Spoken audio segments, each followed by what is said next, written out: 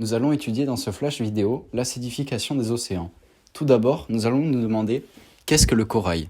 Les coraux sont en fait des petits animaux, appelés polypes, en forme de mini-anémones de mer, qui peuvent constituer des colonies. Ces polypes fabriquent un squelette commun qui, pour certaines espèces, deviennent les bases fondatrices d'un récif corallien. L'acidification des océans est la diminution du pH des océans, qui est l'unité de mesure de l'acidité d'un liquide. Ce processus a lieu lorsque du CO2 se dissout dans de l'eau, ce qui va libérer des ions H+, entraînant une réaction qui va augmenter l'acidité des océans. Les conséquences de cette acidification dans les océans sont que moins de plancton se formera, et moins le plancton se développe, et moins il produit d'oxygène nécessaire à l'équilibre océanique et atmosphérique. Concernant les coraux, cette acidification va les fragiliser.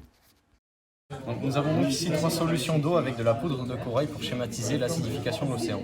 Nous allons tout d'abord rajouter un effervescence qui a pour conséquence de rajouter du CO2 dans la solution, ensuite du jus de citron,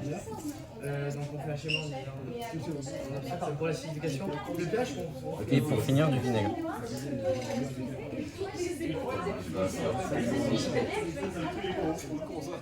Comme nous pouvons le voir grâce aux expériences que nous avons réalisées, le corail a été abîmé par l'acidification des océans. L'effervescent relâche du CO2 dans l'eau, ce qui schématise ce qui se passe dans la nature, tandis que le citron et le vinaigre sont juste des solutions acides qui ont été rajoutées dans l'eau.